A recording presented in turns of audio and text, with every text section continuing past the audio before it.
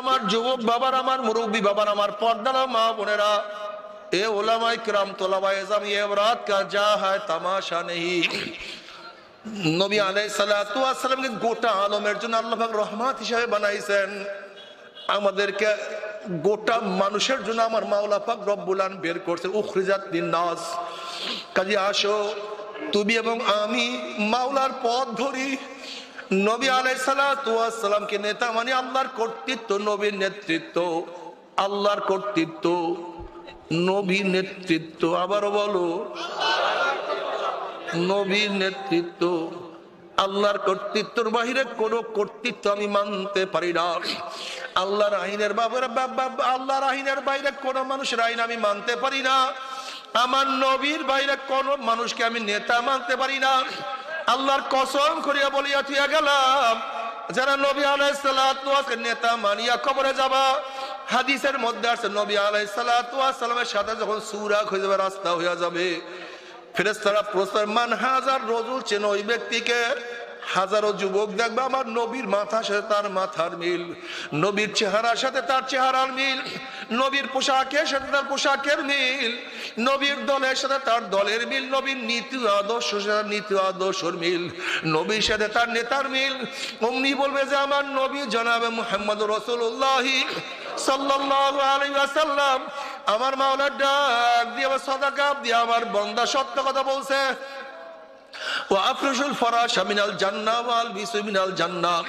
আমার বান্দা বান্দির গায়ের মধ্যে জান্নাতের পোশাক লাগাইয়া দে, জান্নাতের বিছানা বিছাইয়া দে, জান্নাতের নাজ নিয়ামতের গোটা কবর থেকে ভরিয়া দে। আল্লাহ তুমি কবুল করিয়া নাও। কিয়ামতের ময়দানে জনাবে মুহাম্মদুর রাসূলুল্লাহ সাল্লাল্লাহু আলাইহি ওয়াসাল্লাম ডাকিয়া ডাকিয়া নিজের হাতে হাউজে কাউসারের পানি পান করায়া দিবে। বুখারীর মধ্যে রওয়ায়াত আছে, মান শারাবা লাম ইয়াজমা বাদা, যেই ব্যক্তি এক পেয়ালা হাউজে কাউসারের পানি পান করবে 50,000 বছরের মধ্যে আর কোনোদিন পানির পিপাসা লাগবে না। আল্লাহ তোমার হাবিবের পবিত্র হাত মোবারকে এক পেয়ালা হাউজে কাউসারের পানির ব্যবস্থা করিয়া দিও। নবী আলাইহিস সালাতু ওয়াস সালাম পুসরাতের কিনারে দাঁড়ানো থাকবে, তার উম্মতরা পুসরাত পাড়ি দিয়া জান্নাতে চলে যাবে। আল্লাহ তুমি কবুল করিয়া নাও। কিন্তু আমার বেনামাজি বাবারাও, হারাম খোরের দলেরা, ও দুনিয়ার পাগলের দলেরা, বাবারা আমার উপর রাগ করিও না। তোমার সাথে আমার কোনো শত্রুতা নাই, তোমার সাথে আমার কোনো বিভেদ নাই। তুমিও তোমার কবরে রওনা করছো, আমি আমার কবরে রওনা করছি। কিন্তু আমি তোমার কাছে প্রশ্ন করি, যখন ফেরেশতারা প্রশ্ন মান হাজার রজুল, চেন ওই ব্যক্তিকে, তখন তুমি দেখবা নবীর মাথার সাথে তোমার মাথার কোনো মিল নাই, নবীর চেহারার সাথে কোনো চেহারার মিল নাই, নবীর পোশাকের সাথে তোমার পোশাকের মিল নাই, নবীর দলের সাথে তোমার দলের কোনো মিল নাই, নবীর নীতি আদর্শের সাথে কোনো মিল নাই, নবীর সাথে তোমার নেতার কোনো মিল নাই। অমনি নাফরমান বলবে হা হা লাদ্রি, হা হা লাদ্রি, আমি ওনাকে চিনি না, ওনার সাথে আমার কোনো পরিচয় নাই। অমনি আমার মাওলায় বলবে কাযাবাদুল্লাহ, আমার দুশমন মিথ্যা কথা বলছে, এ কবরে মাটি চাপ দে। অমনি কবরের দুই পাশে মাটি এত জোরে চাপ মারবে, চাপে ছেড়ে এক পাশের হাড্ডি আর এক পাশে লাগাইয়া ফেলাইবে। এ ফেরেশতারা কবরের মধ্যে আগুন ধরাইয়া দে, অমনি গোটা কবরটা আগুনে ভরিয়া যাবে। এ সব জ্বালাইয়া দে। আল্লাহ তুমি আমাদের সবাইকে মাফ করিয়া দাও, আমাদের সবাইকে ক্ষমা করিয়া দাও। ওই আযাব তো কেউ সহ্য করতে পারবো না। কবরের সাপ সম্পর্কে আল্লাহ পাক হাদিস আর নবী আলাইহিস সালাতু ওয়াস সালাম ফরমান, লাউ নাফাকা ফিল আরদি মান বাতাত খাদরা, ওই কবরের সাপ যদি দুনিয়ার কোন কর্নার থেকে একটু ফুক মারতো, তাহলে গোটা দুনিয়ার গাছপালা তরুলতা সব পুরিয়া সব সারকার হইয়া যাইতো, একটা ঘাস পর্যন্ত মাটির উপরে মাথা জাগাইতে পারতো না।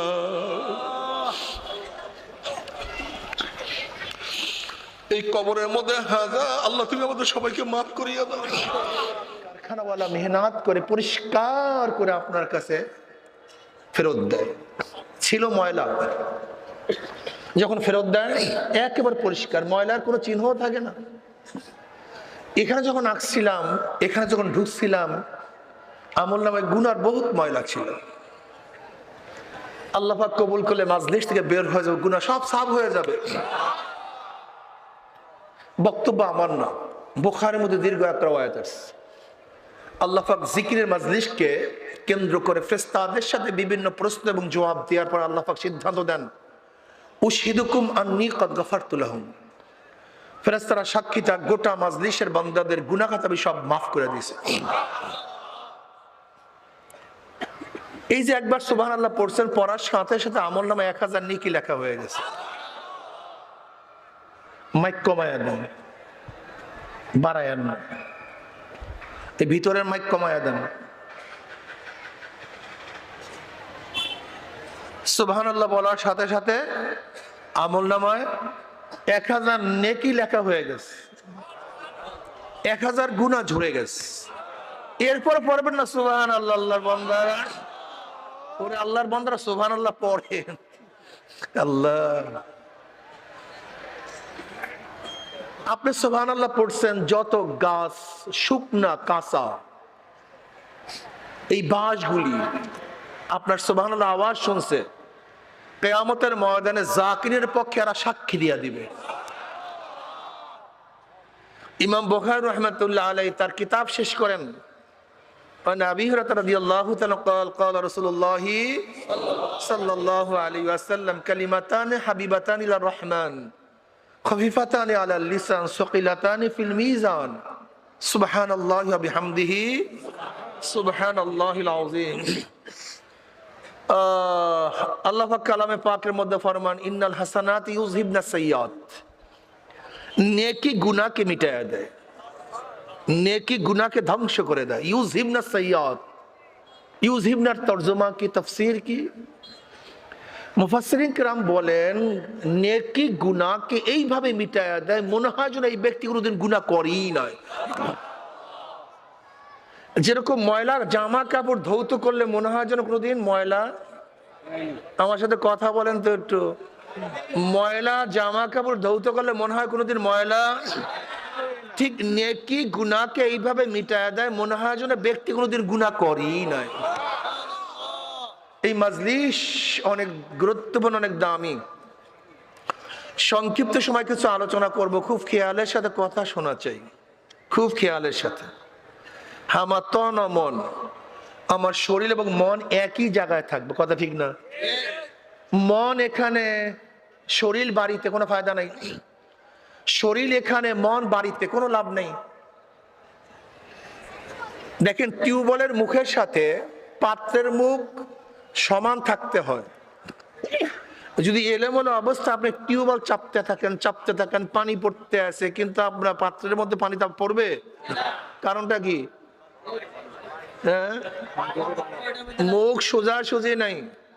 ঠিক আমার বয়ানের সাথে আপনার কলবের মুখ যদি সোজাসুজি না থাকে, কোনো ফায়দা নেই, কোনো লাভ নেই। বারবার উঠবেন না, বসেন, আন না, এটা ডিস্টার্ব, মানুষের জেহেন ঘুরাইয়া দেয়। হ্যাঁ, একেবারে বসেন। এর জন্য কলবের দরজা খুলতে হবে। কি খুলতে হবে?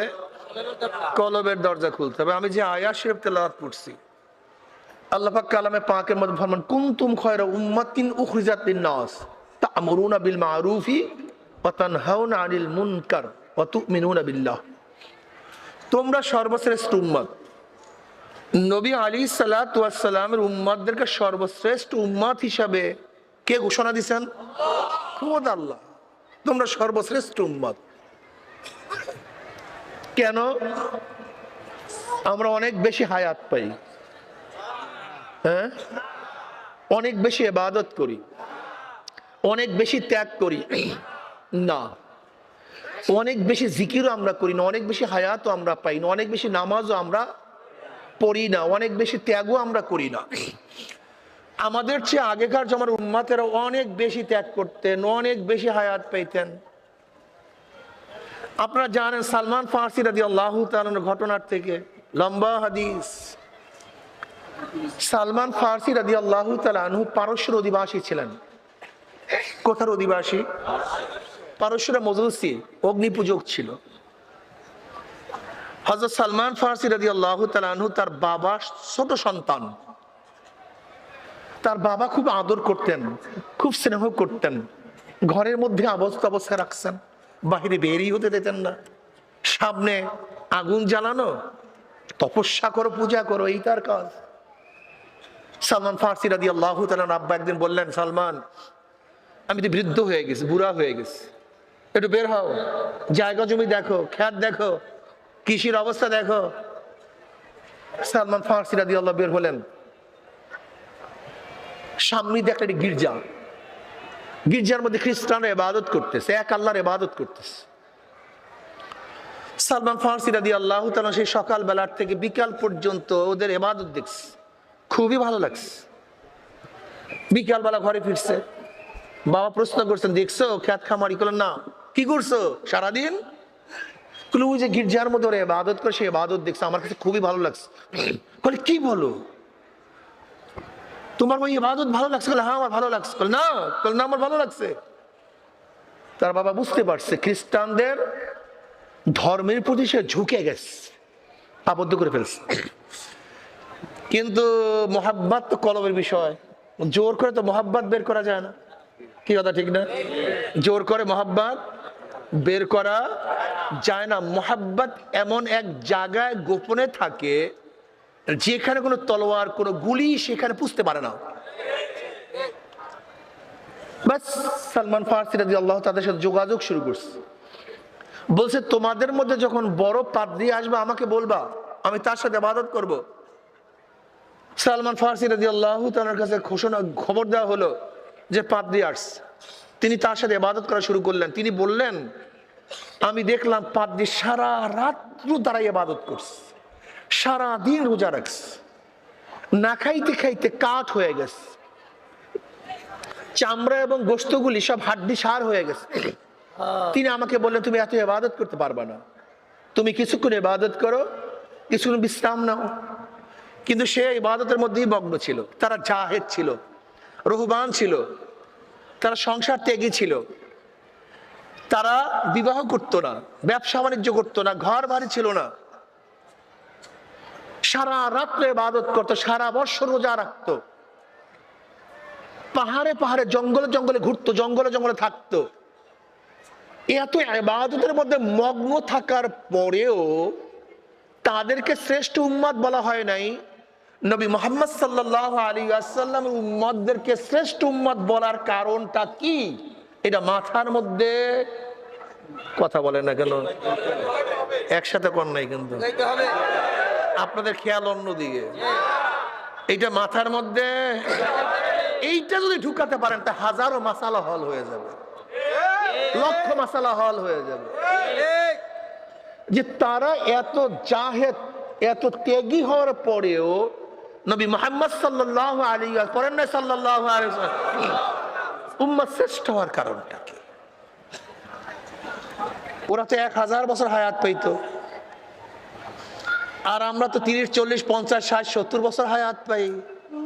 আমাদের ব্যবসা বাণিজ্য, সংসার, টাকা পয়সা, হাবিজুবি 14 গোষ্ঠী আছে। এরপর আমরা শ্রেষ্ঠ উম্মত হওয়ার কারণটা কি? 2টা কারণ। বলেন কয়টা? হ্যাঁ কয়টা? 2টা গুণ আমাদের মধ্যে থাকার কারণে আমরা সর্বশ্রেষ্ঠ উম্মত। আমরু বিল মারুফ ওয়া নাহি আনিল মুনকার, সৎ কাজের আদেশ, অসৎ কাজের আবারও বলেন তো কি জানি? সৎ কাজের, অসৎ কাজের। খুব ভালো মতো মনে রাখবেন, যত বড় মুহাদ্দিস হন, যত বড় মুফতি হন, যত বড় পীর হন, যত বড় আবেদ হন, যদি আপনার মধ্যে 2টা গুণ না থাকে, আমরু বিল মারুফ ওয়া নাহি আনিল মুনকার, কোরআন আপনাকে সর্বশ্রেষ্ঠ উম্মত বলে নেই। কোরআন বলে না। আপনি নিজে দাবি করতে পারেন, সেটা ভিন্ন কথা। আপনি নিজেকে অনেক বড় বুজুর্গ মনে করতে পারেন, সেটা ভিন্ন কথা। আপনি নিজেকে অনেক দামি মনে করতে পারেন, সেটা ভিন্ন কথা। কিন্তু কোরআন বলছে যার মধ্যে 2টা গুণ আছে, আমরু বিল মারুফ ওয়া নাহি আনিল মুনকার। বুঝাতে পারি নেই, বুঝাতে পারি নেই। উখরিজাত লিন-নাস, নবী মুহাম্মদ সাল্লাল্লাহু আলাইহি ওয়াসাল্লাম উম্মতদেরকে শুধু মুমিনদের জন্য বের করা হয়নি, শুধু মুত্তাকিনদের জন্য নয়। নবী মুহাম্মদ সাল্লাল্লাহু আলাইহি ওয়াসাল্লাম উম্মতদেরকে বের হয়েছে উখরিজাত লিন-নাস, গোটা মানব মানব সম্প্রদায়ের জন্য। কাদের জন্য ভাই? গোটা মানব সম্প্রদায়ের জন্য আমাদেরকে বের করা হয়েছে। আমরা গোটা মানব সম্প্রদায়ের জন্য কল্যাণকর, শুধু মুসলমান মানবদের জন্য নয়। নবী আলাইহিস সালাতু ওয়াস সালামকে আল্লাহ পাক প্রেরণ করছেন গোটা আলমের জন্য। ওমা আরসালনাকা ইল্লা রাহমাতাল লিল আলামিন। আমার নবী গোটা আলমের জন্য রহমত, সব গোটা আলমের জন্য। আমার নবী মানুষের জন্য রহমত, আমার নবী পানির জন্য রহমত, আমার নবী বাতাসের জন্য রহমত, আমার নবী গাছের জন্য রহমত, মাছের জন্য রহমত, জানোয়ারের জন্য রহমত। আপনি কি বুঝছেন? আমার নবীকে কি চিনছেন? চিনিনি নাই গাধা। আমার নবী সম্পর্কে জানিনি না, বুঝিনি না। ওমর ইবনে খাত্তাব রাদিয়াল্লাহু তাআলা কি বলেছেন? এই ভাই আপনি বসেন। কি বলেছেন? আমার খেলাফতের আমলে যদি ফোরাতের কুলেও একটা কুকুর না খেয়ে মারা যায়, কোথায়? ফোরাত কোথায়? ইরাকে। আর ওমর ইবনে খাত্তাব রয়েছে মদিনায়। কোথায় মদিনা আর কোথায় ইরাক? তিনি কি বলেছেন? আমার খেলাফতের আমলে যদি ফোরাতের কুলেও একটা কুকুর না খেয়ে মারা যায়, আমি ওমরকে জবাব দিতে হবে। তার মানে কি বুঝলেন? ওমর ইবনে খাত্তাব রাদিয়াল্লাহু তাআলা একদিন রাতে বের হইছেন। তিনি রাতে বের হইতেন, প্রজাদের অবস্থা দেখতেন। ঘুরতে ঘুরতে গিয়া দেখেন মনুপ্রান্তে একটা বাতি আলো জ্বলতেছে। গিয়া দেখতেছেন একটা মহিলা পাতিলের মধ্যে পানি দিয়ে নিচে আগুন জ্বালাইতেছে, পানি জাল দিতে আসে। আর ছোট ছোট বাচ্চাগুলি পাশে কাটতেছে। ওমর ইবনে খাত্তাব রাদিয়াল্লাহু বললেন, এই মহিলা কি করতেছো? কোথায় বাড়ি? কোন অমুক জায়গায়। এখানে আসছো কেন? কি করতেছো? তোমার পাতিলের মধ্যে কোনো খাদ্য না, এখানে পানি জ্বালাইতেছো কেন?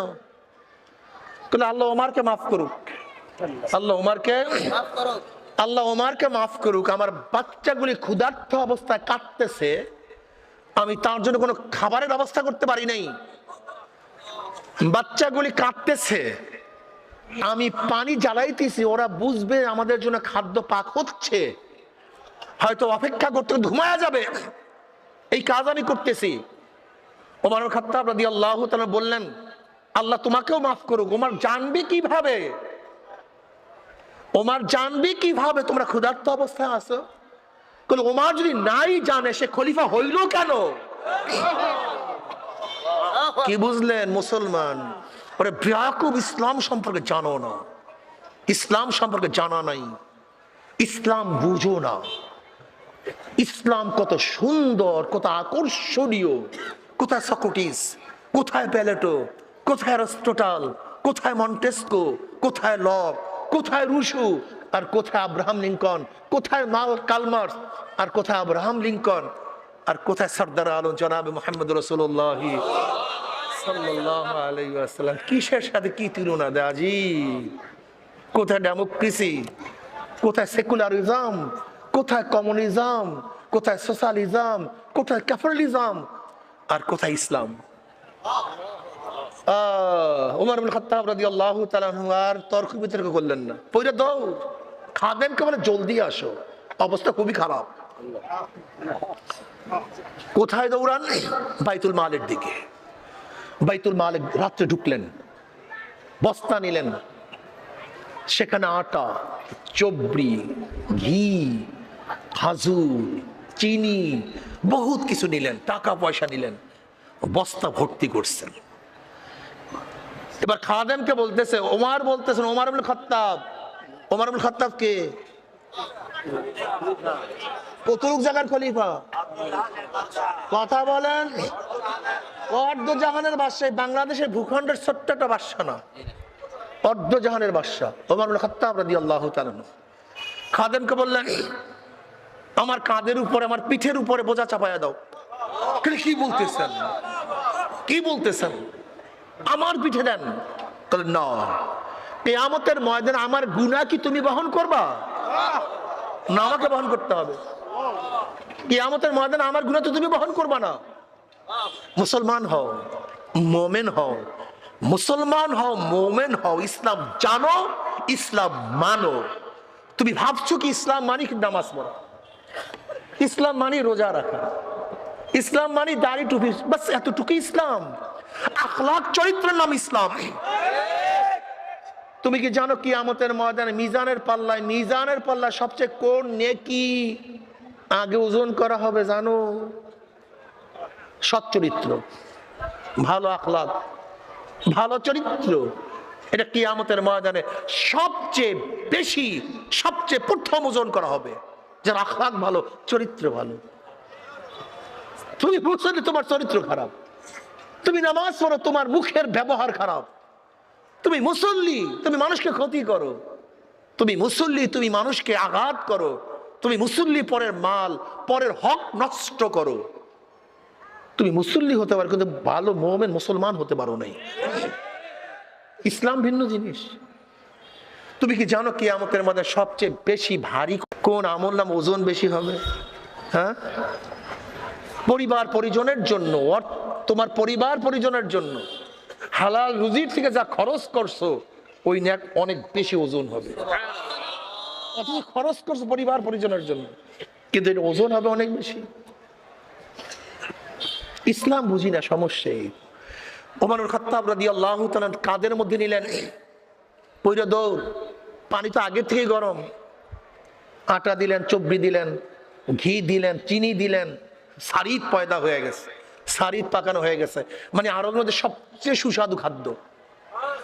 রাবি বলেন ওই পাক করার জন্য ওমর ইবনে খাত্তাব আগুনের মধ্যে এরকম ফুকাইতেছেন, তার দাড়ির থেকে ধোঁয়া বের হইতেছে।